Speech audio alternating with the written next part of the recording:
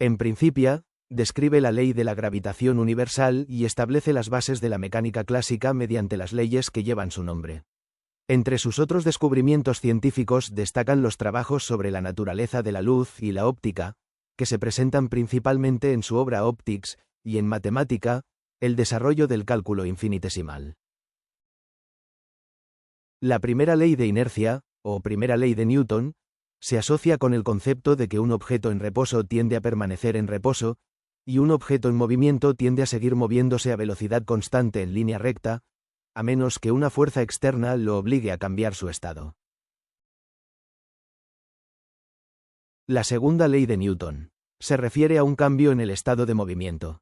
Esta ley establece que la fuerza neta aplicada sobre un objeto es directamente proporcional a la aceleración que adquiere, y en la misma dirección. En otras palabras, una fuerza externa causa un cambio en el movimiento de un objeto. Ya tercera ley de Newton, también conocida como ley de acción y reacción, establece que por cada acción, fuerza, existe una reacción igual y opuesta. Esto significa que cuando un objeto ejerce una fuerza sobre otro objeto, el segundo objeto también ejerce una fuerza igual y opuesta sobre el primero. En este apartado vamos a analizar a los pares de interacción, es decir, aquellas fuerzas que Newton enmarcó en su tercera ley. Al contemplar la caída de la manzana, Newton se preguntó por qué caía perpendicularmente hacia el suelo y no, por ejemplo, de costado. Newton se respondió que debía ser así porque la Tierra la atraía, y que esa atracción debía estar concentrada en su centro. En el caso de esta figura consideramos que la manzana se encuentra en caída libre. La única fuerza actuante sobre la manzana es la fuerza gravitatoria. Cercano a la superficie de la Tierra, esta fuerza gravitatoria es el peso propio de la manzana. Sobre la Tierra, aparece una fuerza que llamamos P' y es, según la tercera ley de Newton, el par de interacción que corresponde al peso propio de la manzana. Para poder responder a la pregunta debemos recordar que para que dos vectores se consideren iguales, estos deben tener todos sus elementos idénticos, es decir, igual módulo, igual dirección y mismo sentido. El peso es la fuerza generada por la atracción gravitatoria de la Tierra. Aquí utilizamos la notación módulo para denotar que los vectores tienen la misma intensidad. En este apartado se nos plantea que dibujemos los pares de interacción. Sobre la Luna colocamos el vector que corresponde a la fuerza gravitatoria.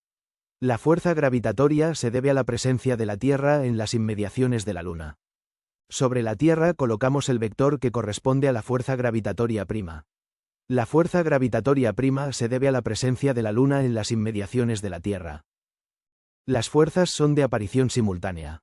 A los efectos de realizar el esquema elegimos un orden.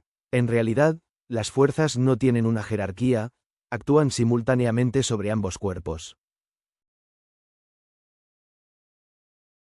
Analizaremos ahora el caso de un bloque que se encuentra en reposo sobre el suelo. Como vimos anteriormente, sobre el bloque actúa la fuerza peso.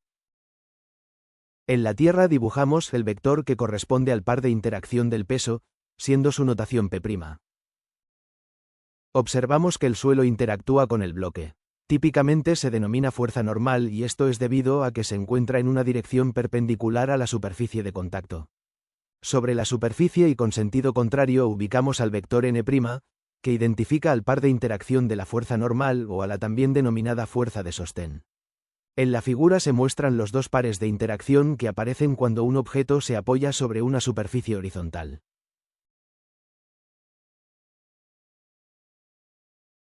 En este apartado plantearemos los pares de interacción que aparecen cuando un bloque se encuentra en un plano inclinado. Consideramos que el plano tiene rozamiento despreciable. Sobre el bloque ubicamos el vector P, que representa el peso. Sobre la Tierra ubicamos el vector P', es decir, el par de interacción de acuerdo a la tercera ley.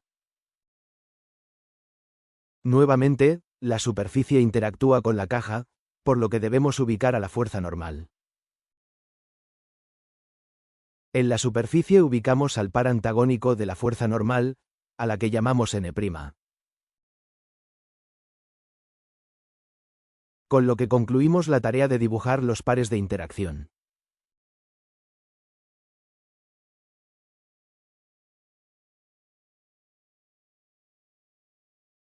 Diagramas de cuerpo libre. Para poder plantear la segunda ley de Newton a un cuerpo o sistemas de cuerpo debemos recurrir a los diagramas de cuerpo libre.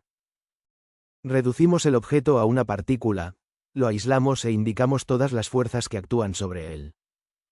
Comenzaremos con un caso sencillo donde tenemos un bloque sobre el suelo. En la figura se muestran todos los pares de interacción, pero solo nos interesan las fuerzas que actúan sobre el objeto de estudio. En este caso encerrado por el marco de color negro. Disponemos un sistema de ejes conveniente. En este caso, alineamos al eje vertical con las fuerzas peso y la fuerza normal. A continuación planteamos la segunda ley de Newton. Por su carácter vectorial, debemos desarrollar una ecuación para cada dirección. Una, a lo largo del eje X, y otra, a lo largo del eje Y. La sumatoria de fuerzas en Y es cero ya que no existe aceleración en esa dirección. La fuerza normal es positiva ya que apunta en la dirección positiva del eje Y, mientras que el peso tiene signo negativo. Despejando llegamos a la conclusión que el peso y la normal tienen el mismo valor absoluto. En este ejemplo sumamos una fuerza horizontal paralela al piso. Hallaremos la aceleración planteando la segunda ley de Newton.